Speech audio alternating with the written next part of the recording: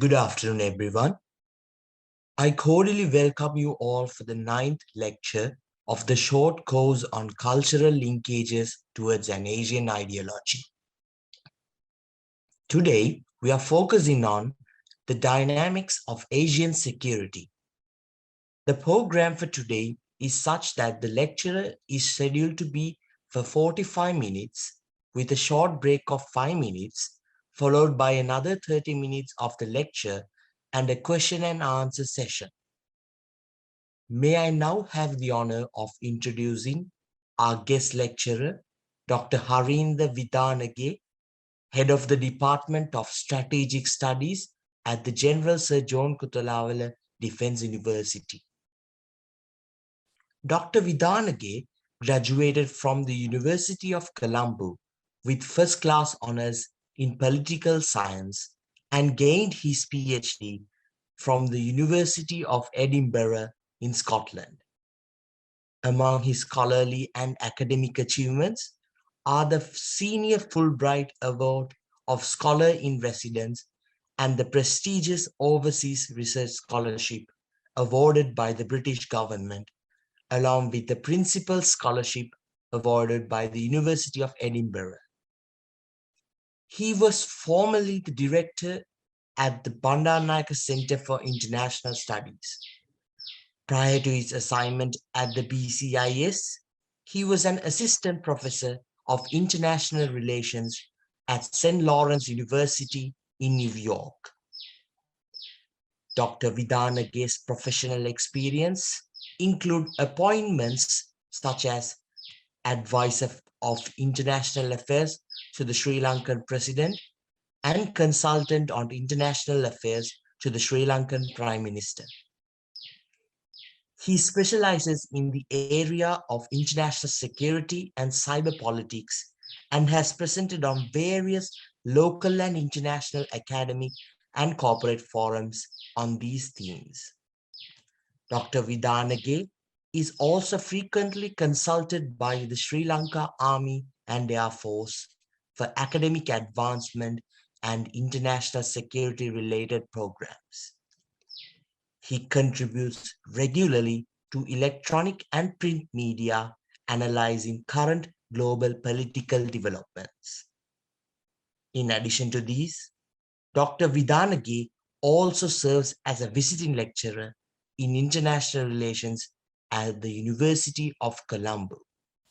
Sir, we are profoundly honored to have you with us here, and we warmly welcome you to deliver this lecture. Thank you. Thank you. Thank you for that introduction. Good afternoon, everyone.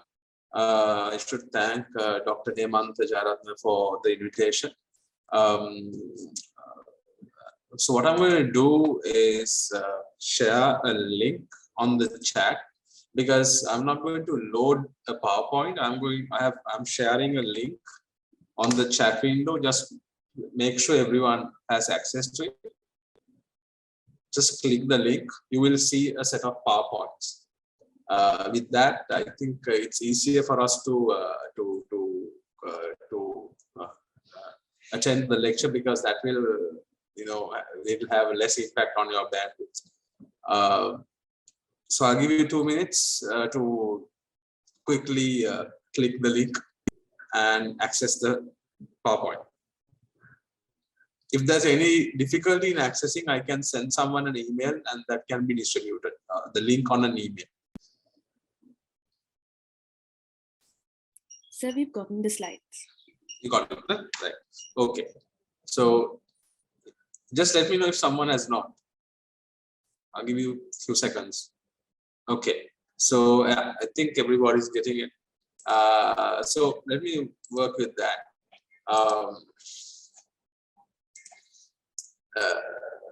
I think your lecture series is a very optimistic one, which is very much about linkages, very much about how humanity bonds the challenges, of course. But it's in the spirit of, it's a very of an Asian spirit that we always used to speak about Asian societies as being a very cordial, very congenial, very harmonious societies. But I think today's lecture, what I'm going to give you probably is not on the same lines, but I'm trying to give you a sense of how Asia, is viewed from a security angle. So, I come from the discipline of international relations politics. So in our disciplines, we focus on regions, on countries, and their relationships based on what we call a power relationship. Because we believe that the world as it is, there are 190 countries, and these countries, relate with each other, but it's based on a certain power relationship, and there are various degrees of power. So there are countries that we call great powers, right? These are countries which actually make not just their domestic agendas, but they also are capable of influencing global outcomes, right? So that these can be countries which have serious economic power as well as mixed and matched with serious military power, right? And of course, there is what we call another dimension to power, that is the soft power, that is the power of attraction and appeal, right? So some countries possess parts of it, some countries have all of it.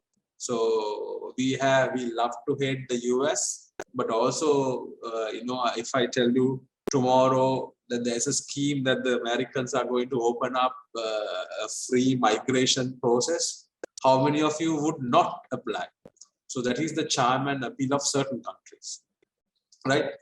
So in the discipline we come from, we identify the world, the relations between states based on a certain power disposition, the ability, if I put it in simple terms, how much of capability you have compared to the other person.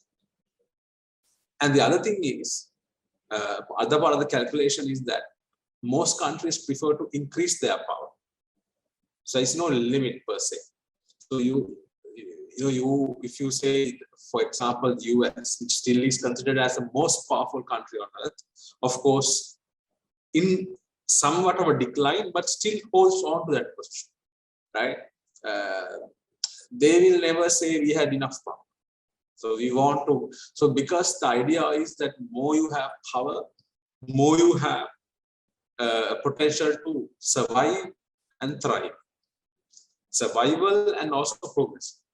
Then, of course, you have what we call middle-level countries, middle powers. So countries which are significantly influential in the global system as well as doing well. So we take some European countries, we take countries like Saudi Arabia, we take countries like Australia, to a certain extent, countries like India. But then also we have in between the great powers and the middle powers, what we call emerging rising powers, powers that probably countries which were in the middle range, but has kind of are picking up. So the most fast rising, and of course the countries that is, what the Americans see as a big challenge is China. So China is almost a great power, but of course not yet. Even the Chinese don't see themselves as great power. We keep on telling China as a great power. I have listened to people saying China as a great power, but if you look at Chinese policy, China is expecting to be a great power beyond 2049-45. They are thinking of becoming stable power by 2035. Of course, they are powerful, but they also don't see themselves on par, but they clearly see they are actually a very powerful country. So in this calculus of countries as powers, countries with greater degrees of powers, the other part of the story in the 21st century is that there is a clear struggle, there is a clear effort for countries to be more powerful, right? It's like, there is what we call a return of power struggles, or simply saying, some people I think would have taught you as geopolitics. Basically, countries trying to dominate others, starting from their region and then beyond. So we are talking about security, talking about Asia in that particular context. security is something. The first slide that I have is about security. Let me quickly go into that in a few seconds. But you need to understand, we as students, you as students, we as lecturers, we are both living in a reality that is significantly different from 20 years ago.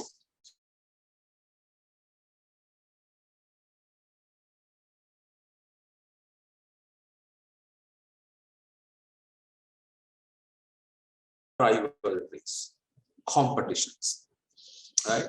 For in the last century, between after the Second World War, that is after 1945 till 1990, there was a rivalry between two major countries. That was the US and the Soviet Union, right? But after 1990, it was what we call a unipolar moment, where when the Soviet Union didn't cease to exist, it kind of dissolved. The largest country that is left out of the Soviet Union was Russia, and Russia now is a very powerful country. But globally, there was only one dominant power, that was the United States, right? And the Americans also thought that they were the most powerful country on earth, right? But what has happened since is a very different story, especially coming into the 21st century. You're clearly seeing a rise of number of countries, right? And in the forefront of that is China. And even apart from China, countries like India, Australia, right? Indonesia, right? They are all in one region. The region, of course, Japan also has had its role, changing role in this whole equation. They're all in one region in the world. It's a region that we call Asia. So Asia is home to countries which are actually having a major return to power, a rise, and countries which believe they can change or affect global outcomes. Right? So most of these countries have what we now call regional and global ambitions. That is, for example, countries like China, countries like India, and of course now countries like Japan, Australia, even Indonesia. So these countries are what we call countries which has aspirations going beyond their borders. Why? To be more powerful, right? They think being more powerful provides them more security and more prosperity, right? But they all need one thing. To achieve all of that, they need one major thing: security. So they all believe if they can increase their security, they have a better chance. But the whole lecture today, the discussion today is that when they think of increasing their security, sometimes their security, what they do to increase their security may have a negative impact on another country. So for example, if you want to be very powerful, you build a bigger army or a navy or put more missiles, it will have a knock-on effect. The other countries which are kind of parallel to you, they also feel insecure. So they also want to do the same. So the security intentions of one country can have an impact on the other country's security interests. So we are talking about Asian security in this light. So Asia has been somewhat a peaceful region. Asia had seen its fair share of conflicts. There have been major conflicts in Asia in the last 30, 40 years. Just after the Second World War also, the first major conflict that the world saw after the Second World War was the Korean War. Right? And afterwards, of course, there has been significant tensions between India and Pakistan, India and China. Both these countries have gone to war with each other. India and Pakistan has gone to war with each other. India and China has gone to war with each other once in 1962. And of course, minimal tensions between countries like Philippines and China, Malaysia and China, Japan and Korea. But relatively, Asia has been somewhat a stable, peaceful zone. But at the time we are listening, taking this class and having this conversation, there is a lot of that has gone away, and Asia is also in a transformation period where Asian powers are realizing the 21st century probably is somewhat destined to be a very much of an Asian power centric century, where Asia will be a dominant player in global affairs. Right? When I say Asia, not just China, not just India, but even countries like Japan, because the collective power of Asia is becoming very significant. Right? So those are my opening remarks for this lecture. But let's quickly go into the slide number 2. Right? What I want to give you a sense is that security is a term. As a defense university, as students of defense university, and I mean anybody, the idea of security means very different things to very different people. So what I want to tell you is, as a concept, security is one of the most difficult concepts to develop a certain a definition or a parameter, more than a definition, a parameter. Because especially people who are coming from hard sciences, natural sciences, in social science, one of the most challenging things is how you can develop parameters, right? And security is a notoriously what we call a slippery slope, right? Because if I read from the slide, security is a historically shifting set of social and political practices, not an objective condition of fixed set of perceptions. I will explain. These are a little bit complex. So it makes the idea become simpler in the second point in the slide. Who is being secure from what and by what means has evolved throughout history. Security studies has ebbed and flowed along with these lines, these shifting practices, and the orientation it takes cannot be separated from them. So if I am to break that idea down, it means security will mean very different things to different people at different times, right? And also it will work in a different context, right? Tell me how many of you have traveled abroad? Just a sense. Speak a little bit. It's okay.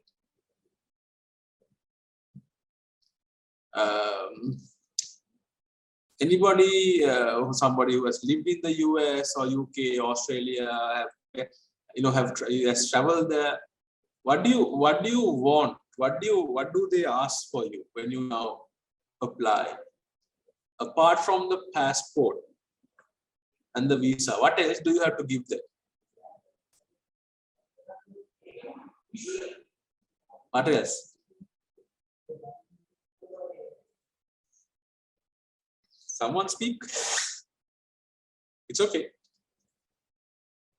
So at least I know you guys are there.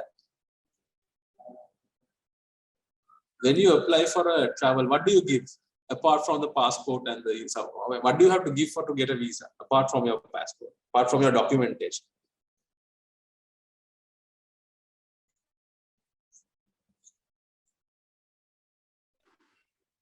A fee, sir?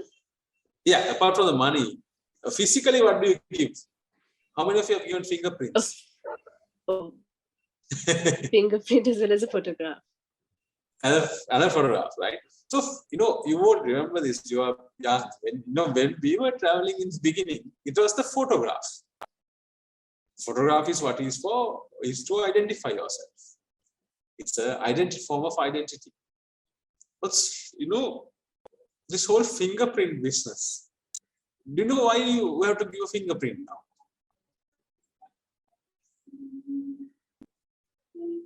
Why do you have to give a fingerprint? Any idea? When did it start?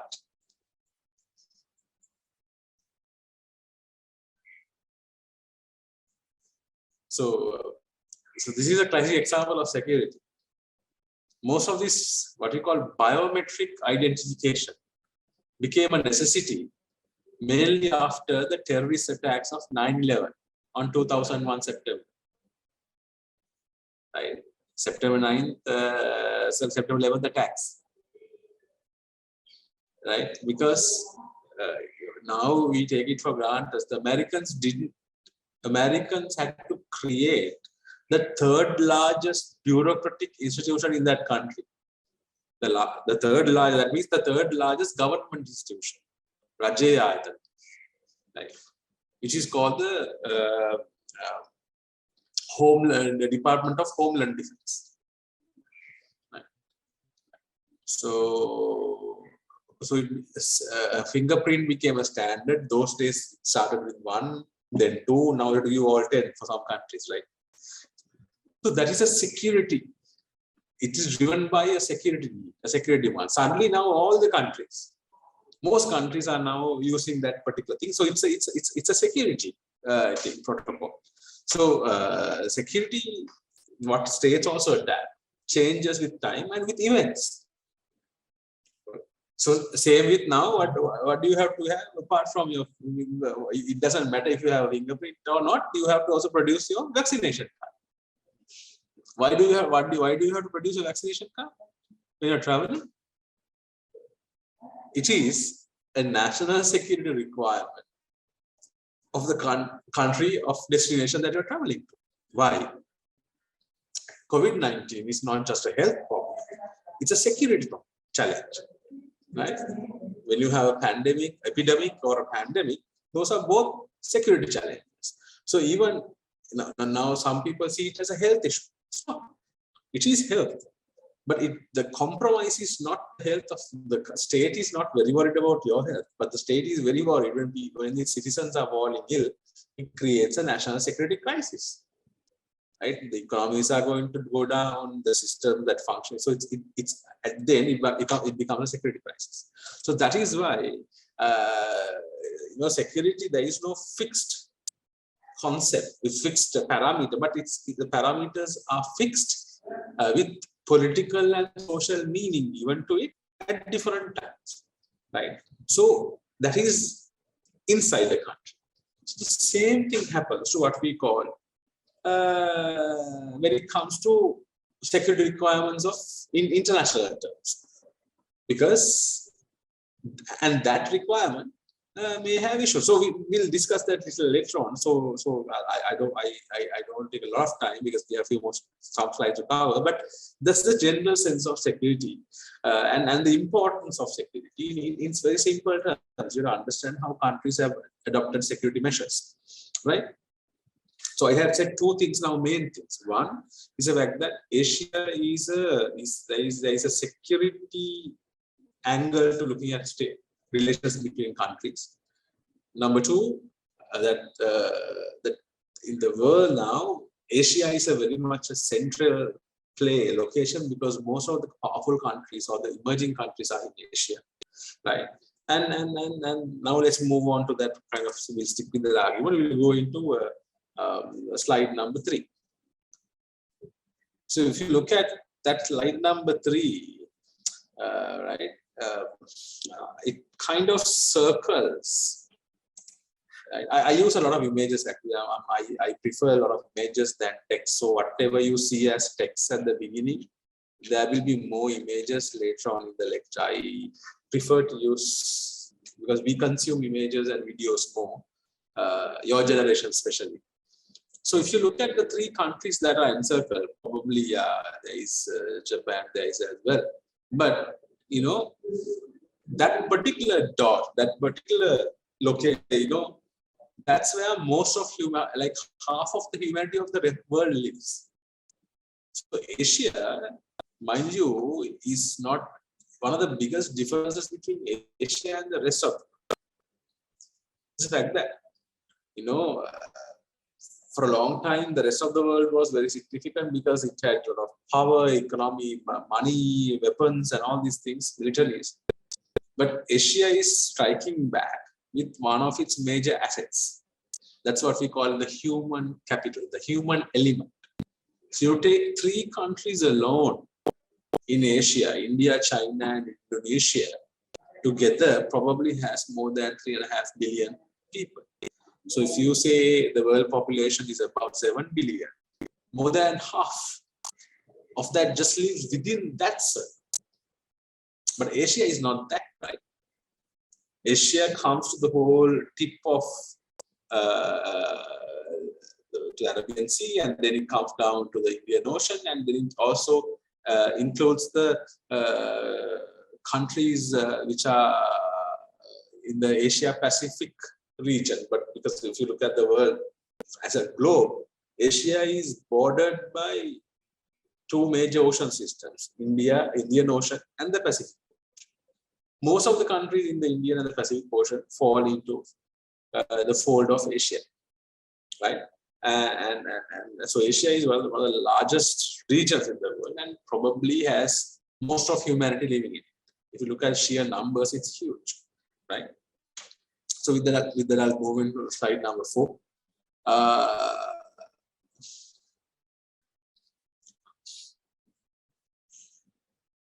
Then I just take 2 countries in Asia. The 2 countries in Asia, you can see that's India and China. And can you see the red dots, right? Both these countries have what we call significant diversity. India is one of the most diverse societies in the world, right? China is less diverse than India. But as to civilizations, they have serious diversities, China and India, right? And from that map, red dots, what else do you notice? What else do you notice? The red dots are the populations. The populations are. What do you see from that?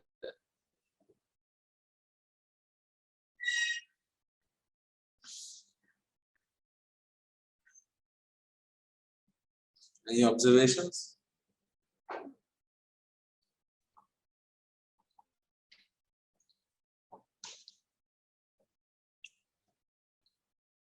Can you see the emptiness in part of Western China? Can you see that? Most of China's population is in that eastern seaboard side, right? China, and that most of that 1.4 billion people. But on this side, China has some very important regions. Tibet, on the north and east western province is Xinjiang, which is the most diverse province in China. If you have some time, you're talking about Asian linkages. It's one of the most disconnected regions in the world. It's Xinjiang province. In size, it's bigger than whole of Western Europe. That means all France, Spain, UK, all put together. But it has one of the most diverse communities in China, and there are tensions between them and the main ethnic Han Chinese. You know, if you take Chinese people, if I ask you who are they, you say Chinese, but they also have ethnic identities. Most of the Chinese are ethnically Han, right? And the Chinese in the West are not ethnically Han; they are what we call Turkmenistan, Uzbeki, Turkish. So they're different ethnically as well, but they're all Chinese, right? Of course, India is totally diverse. So this diversity itself in Asia, for a long time, has been celebrated as a peaceful coexistence. But now and more, even domestically, like in India, there are a lot of tensions between communities, and of course, one of the central contentions in Asia is between the 2 countries of India and China. India and China has historical civilizational divide, right? They don't have much interplay. Right now, India has serious overlaps with Sri Lanka, serious overlaps with even Pakistan, right? This I want to try to see. I mean, how many of you know why India is even called India? Just a question. Any idea? Anybody want to answer that? Why is India called India?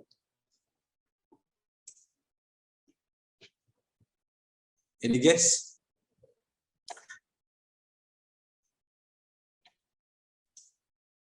You can type if you are not very comfortable to speak. Why is India called India?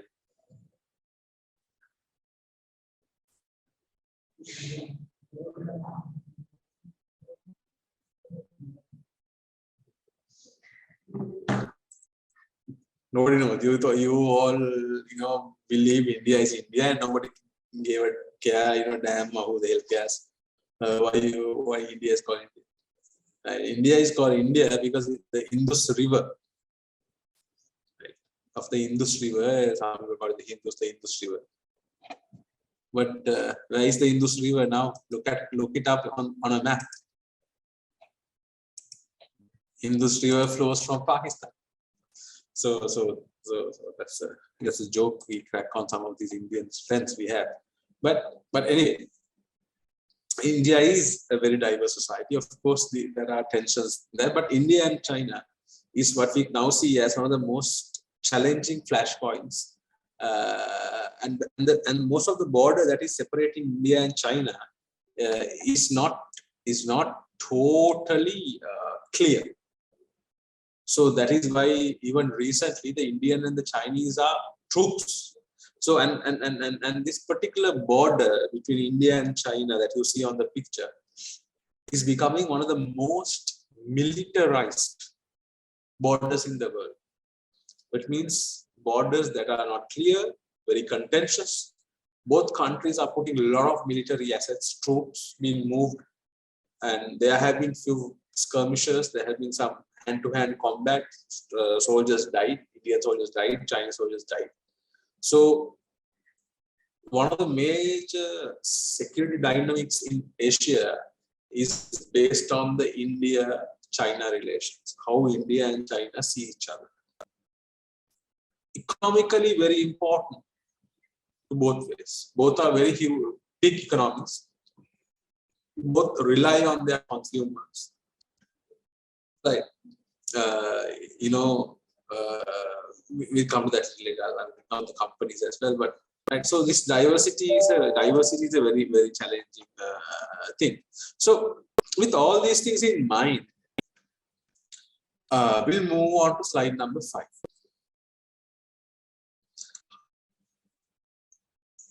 As I said in the beginning, security is something that is not fixed, it's fluid. Security is built on certain ways that you interpret the world and understand. And we say that every century, every era has a way of a grand narrative that defines the era, right? So what is the 21st century? Right? Based on that grand narrative, security interests may differ. What do countries achieve through securitizing themselves? Security is something that they want, as I just said, always for 2 things: to expand their power as well as to prosper. Which means, if you are a Chinese person, if you're a Chinese leader, you need to make sure China is safe.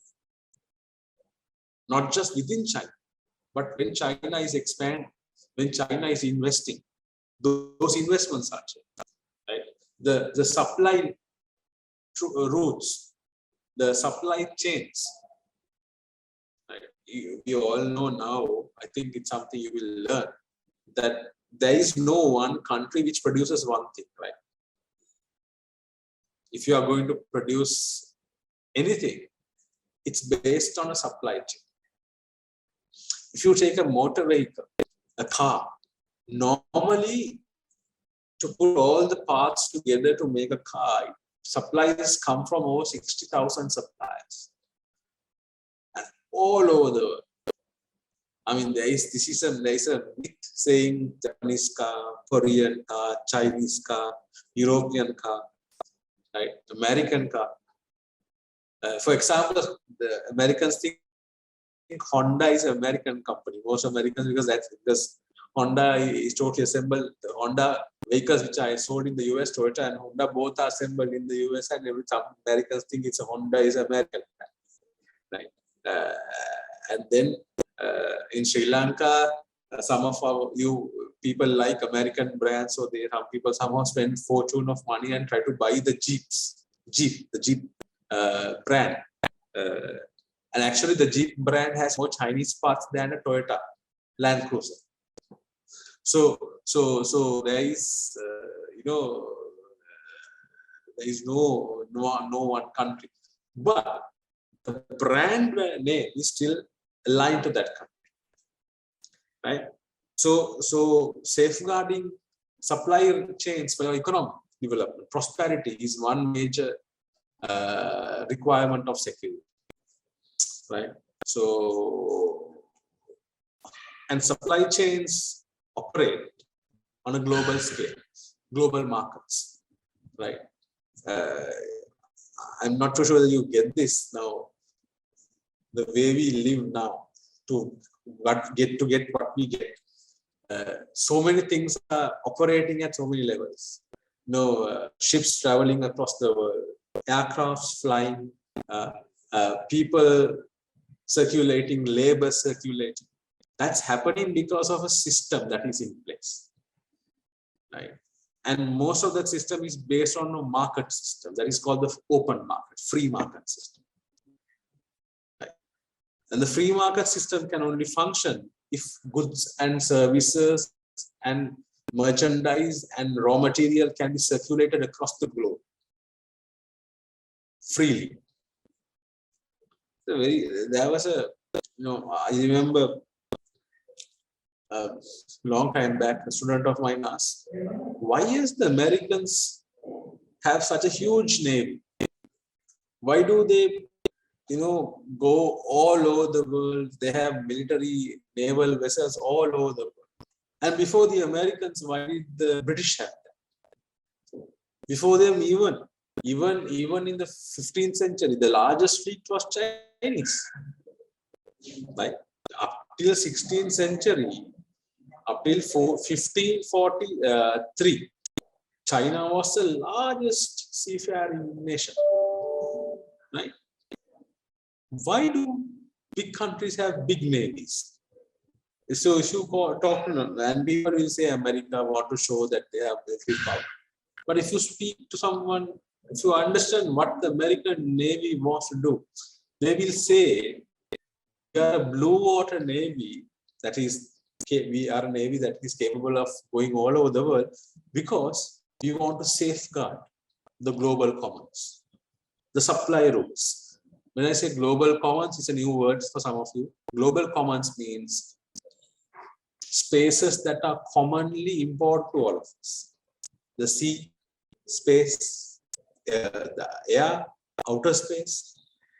Now, one of the first major global commons that is man-made is the internet. That's also seen as a global. The fact that these things have to be used and everybody has the access to use this freely for the prosperity of everyone. The Americans are arguing they have a huge navy so that they can protect the waters across the world. And it is one of their security ambitions. Right?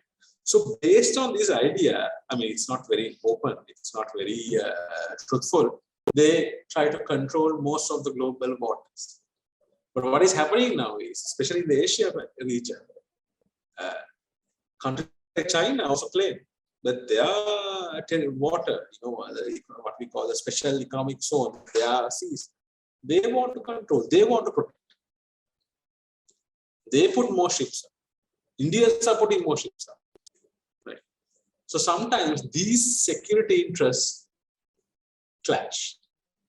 So that is why sometimes you see clearly in where we live, where we live, right? There is a major surge, increase of navies presence in the Indian Ocean. I always hear some Sri Lankan ambassadors, naval commanders saying they list the number of warships that have past Sri Lanka, and so many countries, because they all feel that they have to put their navies out into global commerce, into the sea, so that they feel also somewhat secure, because they don't trust the other persons, the other country's navy, which claims they are trying to provide safety to that particular plot of the sea, but they feel that is only for their interests. So it's very interesting if somebody asks, why are there so many ships, naval ships, military ships? Those are very basic philosophical answers they will give, right? Because of time, I will quickly go into the last point in the Asian security thing. The reason Asian security is very important now is that there's a debate out there which says, the debate goes as this: what kind of a world are we living in now? From my own discipline and international affairs analysis, we always try to say we are living in a particular era. So for most of our lifetime, we have been living in an era where the West was dominant. Western countries were dominant, right? Of course, that is because of 200, 300 years of before there was colonization. That is why we speak English, right? That is why some countries speak Spanish or some countries speak Portuguese. Colonialism, and the West dominated everything. But in the 21st century, there's an argument saying, after a long time, after about 200, 300 years, we are coming back to an Asian century. That is what we call the center of gravity of world affairs, importance, power, money, wealth. Right? You just check. In 2007, Steve Jobs introduced the iPhone. Right? Now it's 2022, say 15 years on. How many smartphone devices, companies are there, and where do most of them come from? They're mostly Asian, right? So the techno revolution of the digital age, social, the mobile data, mobile internet, have been Western. But it's clear the destiny is in Asia. Just before I give you a break, one more thing. Which company, which e-commerce company made the most money? Internet-based company made the most money last year, 2021. Normally, either it's Apple or Google. But last year, check the data. The company that made most money in this internet business is TikTok. So you'll understand the shift to what we call the Asian-centric world, right? But the problem is, more Asia becomes prominent, there will be more countries within Asia and also out of Asia which will try to get the best out of that prominence. And out of Asia, there will be countries which will try to still seek their influence in the region and not let go. So the best example is the US, but there are other countries also, like Europe. They also want to be part of this success. Why? If Asia is prosperous, if Asians are rich, the largest middle class in the world, European American companies also want to make money. This is come from a company's perspective. From a state perspective, more Asia is becoming prosperous, more powerful it can, which means more Asian countries can spend on weapons, on militaries. But the problem in Asia is there are fundamental differences between countries in Asia. when it comes to their interests and aspirations. One of the fundamental fault lines is between India and China. That is why I brought India. So how they construct their security, how they look at security from their own perspectives, always may clash with each other. So to discuss that more, we'll meet after the break. If there are any questions, you can already put them on the chat screen. Next few slides, some of these slides are pretty self-explanatory. I have put a little bit more slides so that even after the lecture, you all can refer to some of these things. So, as I said, security in Asia is contingent upon this new competition that has taken place between emerging Asian powers, countries which are vying to be dominant, to be powerful, not just in Asia, but in the world. So, for example, the rise of China is viewed by the US not as a power which is rising in the region, in the neighborhood. It is also having what we call global ambitions. So that ambition interacts with the security ambition of the US. Then that creates a friction, a tension. So that creates rivalries. So before going to that, let me just start. All these slides have a lot of information data. This is just for general knowledge of yours. So let me kind of, some of these slides I talk about how most of these Asian countries now believe that security can be achieved through military means, which means not going to war, but spending a lot on military capabilities. So that we call that military spending. So if you look at slide number 6, this is a trend that is not just Asian, it's global as well. So what I wanted to understand also is that in this lecture, though we're talking about Asian security is very much linked to global security, right?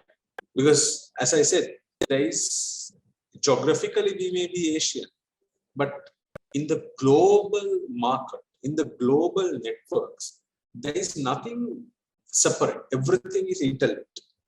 So global interests, countries, global interests are not just regionally constrained, but politically, countries who want to be dominant first has to become a very powerful country in the region. But anyway, with that in mind, let's look at slide number 6.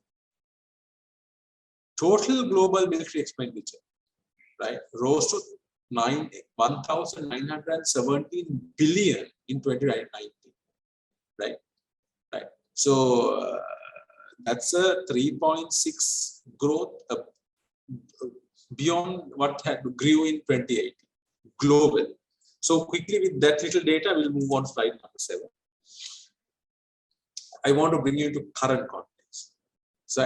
So by 2020, the global defense spending has hit $1.83 trillion, right? And that is a sense, that gives you a sense that most countries in the world, despite the global pandemic, this is a very interesting research question I always throw at my students from undergraduates to PhD level. I tell them, there is a very interesting puzzle in the world these days, right? You can see Sri Lanka also economically we are struggling. Not just Sri Lanka, most countries are struggling economically. Now there is a big energy debate. Energy prices in Sri Lanka has gone up, but not just in Sri Lanka. North European energy prices have gone up by 600%. 600%. Right? So that's the level. In Pakistan, petrol prices have gone by 54%. In India, 53%.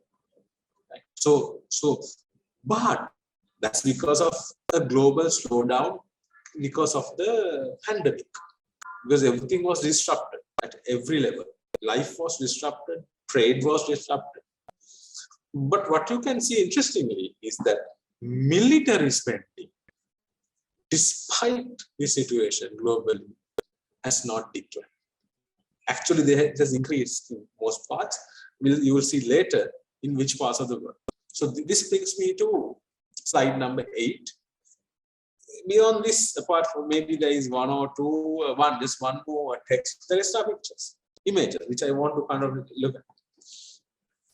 So this is the general sense of the world these days. When people who are analyzing world politics, how the world is moving, right? So keep this in mind. We may be talking about politics, international relations, but this has implications on engineering, research and development, on medicine, right? So all these things are connected. So the prime reason is two countries at a global scale is more and more becoming rivals. That is the US and China. But the interesting thing is, the Americans also say they are part of Asia, right? Which is partly true. It's very interesting. When we were teaching about the US 10 years back, 20 years ago, and as students 30 years back, it was all about how America and its relations with the Western world. When I say West, the geographic West. So UK, Japan, France, Germany, Poland. But now what are the Americans saying? Americans are saying, don't forget, America is bordered. America is the most safest country on earth, just a point, because it has the least problematic borders on earth. North to US, Canada, south to US, Mexico, east and west are both ocean systems, Atlantic and the Pacific. The Americans are now saying, don't forget, we are a Pacific nation. And the Pacific Ocean naturally connects with the Indian Ocean. So Americans also argue, whatever is happening in Asia, US has to be part of it. Because America is also, to a fair extent, Asiatic. It's a very interesting argument. Why? And the Americans are very worried that this particular space, regional space, will be dominated by China. So that is why we see heightened rivalry between China and the US. That is why these types of topics come in articles, right? End of the world as we know it. End of the world in a sense, the world is going back into serious competition because that hub of that competition is in Asia, right? So to break it down, go to slide number 9. I will give you the military spending.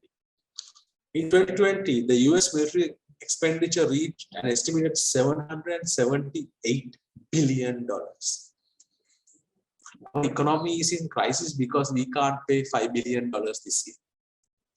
But in 1 year alone, the American defense budget is $778 billion, right? And it's the largest military budget, right? And it has been growing. So no problem with pandemic, right?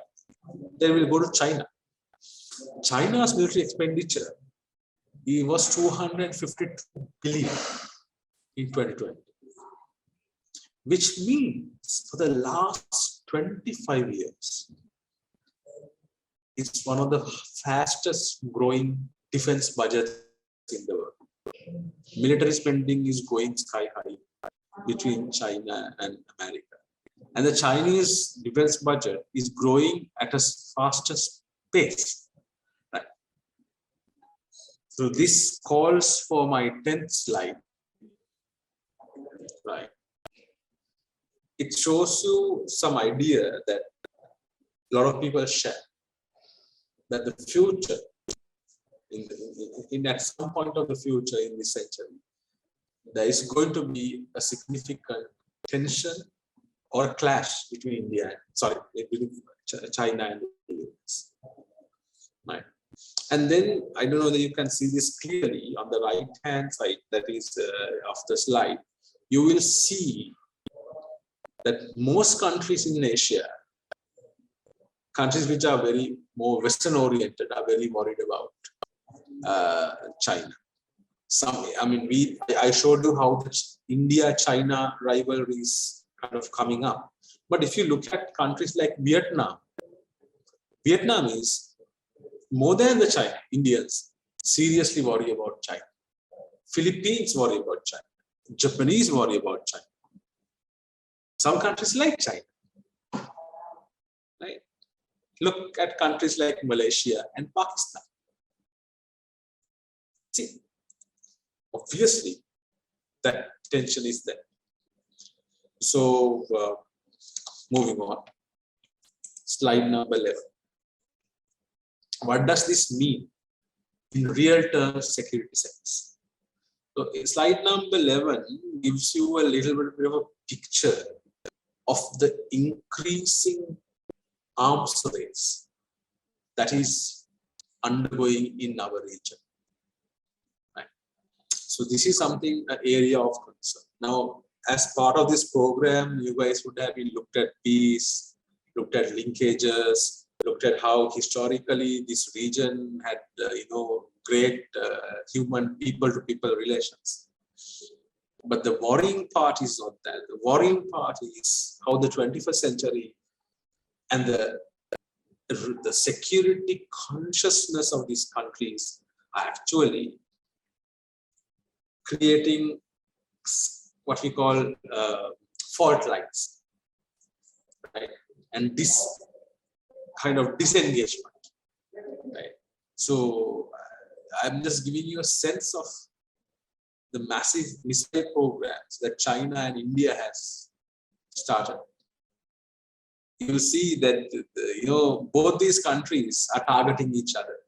Every year, every 2 years, they are unveiling missiles that could fly further and be more accurate.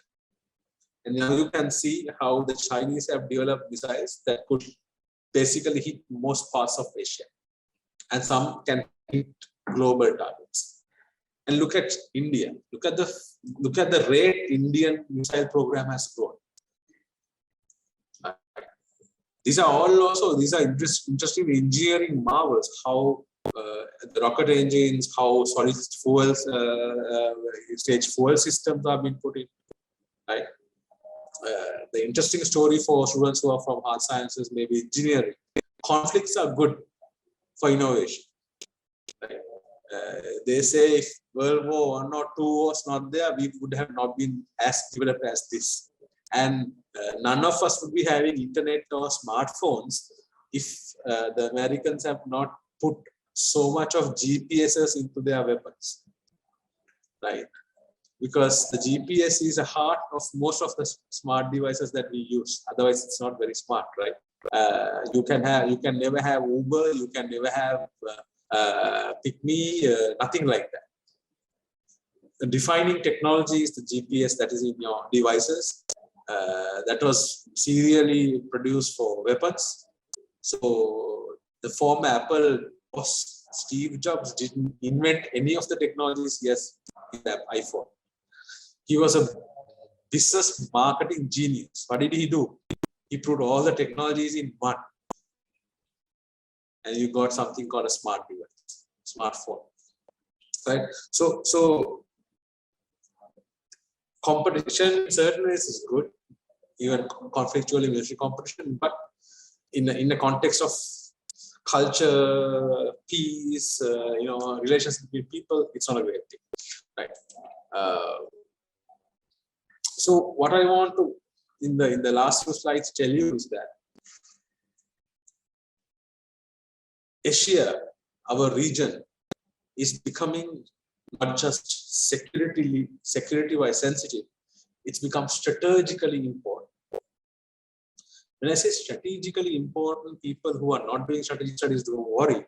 It basically means the region we are in, Asia, that we are living.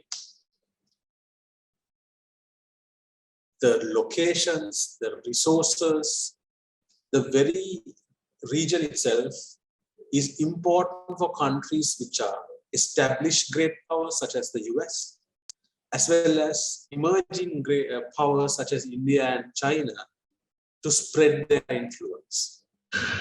So they see various points, they try to identify various points in the map where they can take an advantage. Then they say, oh, Sri Lanka, there, right in the middle. Oh, there's Maldives. Oh, there's Singapore. This is good for us. We can have this here. If we control this part of it, this will have an advantage on us. So suddenly what has happened in the last 10, 15 years is these big powers, both in the region like China and India and countries like US, discovering and committing themselves to control various aspects, parts of our region, which means strategically important, right? And you can now see, for example, what are the regions that are strategically important, but I'll go into slide number 30, right? You see the networking that has now already begun, that is been unveiled by India and China, both. China has unveiled a massive plan to network the region and the network the world. It's called the BRI, Belt and Road Initiative. China is developing infrastructure across the region, across maritime, that is across seaboards. So it can be Hambantota Harbour, it can be Goda Harbour, it can be Kairukfu Sitwe Harbour in Cambodia. And they have gone even up to the Piraeus Harbour in Greece, the 7th largest harbour in Europe. And then they are building rail networks that will connect most parts of China to Europe as well as Russia. It's not just that. Look at India. India is developing new ports across what they call now the Indian Ocean. So across from Madagascar to Malaysia, to Kenya, to Tanzania, Indians are also involved in certain areas, right? And the Americans are also involved. I won't talk about it now. I will take you into slide number 15. Let's just skip 14 for a moment. Look at slide number 15, please.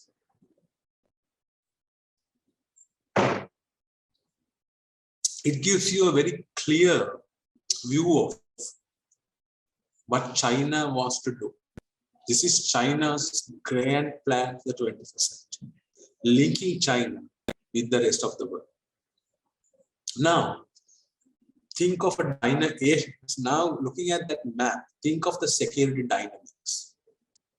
China wants to reach out. Yeah, that's good. But is it good for everyone? And when China wants to reach out, China also wants to protect these lines, because China believes by developing all these connections across the world, China will dominate and China will be richer, prosperous than it is now. So they have to safeguard them. So suddenly, China's security interest expands. So when China's security interest expand, they trespass on other countries' security zones. And that creates natural tensions, right? And that also creates interest among other countries to expand their security interest. So I will take you finally, there are a few more slides left, but these are slides that you all can reflect upon. Slide number 80. Slide number 80.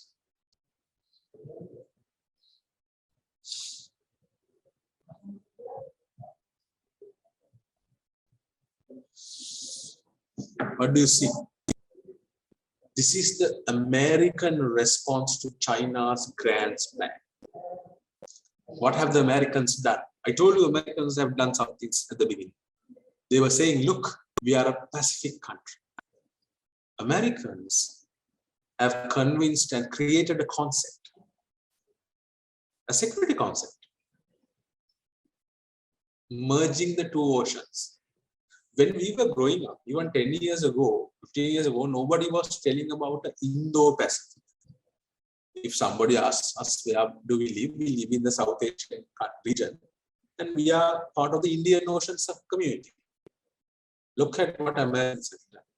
Now, if you read any book, any article, listen to anybody speaking, they will say we are now in the Indo-Pacific.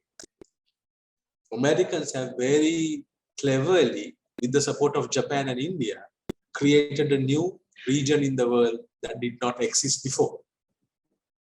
What do I mean by not exist before? Geographically, it was there. Politically, it was two regions. What I wanted to understand from this idea is that security, concepts of security are man-made, man-constructed at very different times. So suddenly now, everybody accepts there is an Indo-Pacific. So you and me, we are not living in the Indian Ocean anymore. We are all part of the Indo-Pacific. What does the Indo-Pacific naturally does? It makes America also a strong player and a permanent fixture in the Asian future. America has very cleverly, strategically brought itself into Asia. And not just that, they have now created ideas called a free and open Indo-Pacific, which means Americans have got allies like Australia, like India, and say, we will put more, maybe more military, more ships to protect the open Indo-Pacific, which basically means we are challenging the Chinese. So Asian security dynamics in the 21st century will very much be contingent upon competitions like that. China's grand plan. In the middle of that, you will see Japan has a plan, India has a plan, but the two large plans in Asia, and the large plans and the large maps of Asia that has security dynamics is the Indo-Pacific concept and the Belt and Road Initiative of China. So these are the two driving forces of Asia's security dynamics in the 21st century. There are many other stories to this, there are many other narratives, but I thought I'll bring you something very general but very focused into this conversation, adding a different way of looking at Asia, Asian linkages. Of course, don't be discouraged. Asia still works with other countries. Our linkages are strong. We have associations such as ASEAN, IORA, SAARC is trained. There are, associations that work with each other, but they're somewhat affected by how these two major narratives will interact with each other. So at that point, I will stop. I hope you learn something, irrespective of what discipline you come from. Because if you're coming from natural or medical science, still this has a this has a meaning, because, for example, the Americans didn't call for a long time. The Indians didn't call COVID-19 COVID-19. They called it the Wuhan virus, right? And the Americans started really taking on the Chinese, not using weapons, but they took on Chinese by first banning Huawei, right? So everything you study, whatever stream you belong to, law, social sciences, medicine, everything in this particular realm is interconnected, right? That is why we have something called vaccine diplomacy and vaccine nationalism, right? Because all these things are interconnected. So I'll stop there. I should thank again Dr. Hemantha, and I hope you learned something. If there are any space for questions, if you have any questions, you may. If not, I will turn it back to Dr. Hemantha and his team to wrap this up. Thank you. If there's any questions, you can ask, or you can even put up on the text.